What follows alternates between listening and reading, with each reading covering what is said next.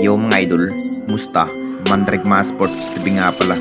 Ating pag-usapan, Barangay Nebra, huhugot ng bagong player si Mikey Williams ang pipiliin at Jimmy Malonzo hahabol pa sa quarterfinals. Pero bago na nga yan, kung bago pa lang sa aking channel, huwag mong kalimutan mag-subscribe at i-click ang notification bell para like kang updated sa ating latest upload pa natin.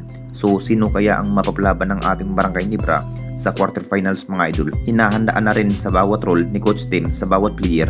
Mas masaya pa rin kung si RJ Abarrientos ang nagiging buhay sa opensiba upang makagawa ng mataas na opensiba. Pero sa naging lagay nga ni RJ Abarrientos mga idol, hindi na rin sapat ang 48 na playing time para makapaglaro sa bawat laban. Naging magandang kinalabasan nga ang laban ng Barangay Nebra noong nagharap ng Phoenix Fuelmaster. Sapat na nga ba sa quarterfinals mga idol? Ang plano sana ng ating Barangay Nebra, kunin ang nasabing player na mas magaling sa opensiba, itong si Mikey Williams mga idol, former player ng TNT Tropang Giga. Masasabing dalawang player pa rin ang posibilidad na maharbat ng Barangay Nebra, si Mikey Williams o si Troy Rosario. Waiting na rin itong si Troy Rosario mga idol ng panibagong kontrak sa kupunan ng Barangay Nebra. Pinaplano na rin kuhanin itong si Mikey Williams mga idol. Dalawang player pa rin ang signed to free agent dahil wala pang kupunan ang pinili. Ito si Mikey Williams mga idol matapos sa kanyang contract issue sa kupunan ng TNT Tropang Giga.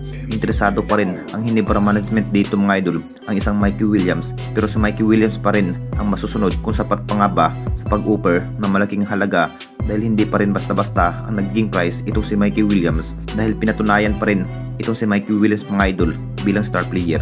At dito na naman tayo sa isa pa nating balita, Jimmy Malonzo hahabol pa sa quarterfinals. Alam na naman nating lahat mga idol, matapos sa kanyang goto injury ang nasabing high-flying forward na si Jimmy Malonzo mga idol sa nagdaang conference. Masasabing ito na nga ba ang inihintay ng lahat kung makapaglaro na nga ba ang isang Jimmy Malonzo, dahil sa naging sinabi nga ni Coach Tim, kung maayos na nga ang goto injury ang isang Jimmy Malonzo mga idol, talagang hahabol pa sa quarterfinals. Isa pa rin ito si Jimmy Malonzo mga idol ang kinaabangan ng lahat dahil sa kanyang highlights dunk sa bawat laban, at mahusay pa rin bilang forward. Bukod pa kay Japet Aguilar, ilang laban na rin ito si Jimmy Malonzo mga idol na hindi pa rin nakapaglaro dahil sa kanyang goto injury ang nasabing player. Sabik na rin ang iba dyan mga idol na magbabalik muli ang isang Jimmy Malonzo.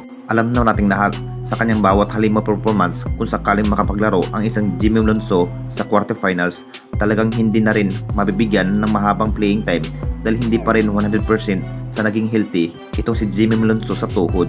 Tignan na nating lahat mga idol kung ano pa nga ba ang naging plano ni Jimmy Malonzo, kung hahabol pa nga ba ito para sa quarterfinals para sa kupunan ng Barangay Nebra.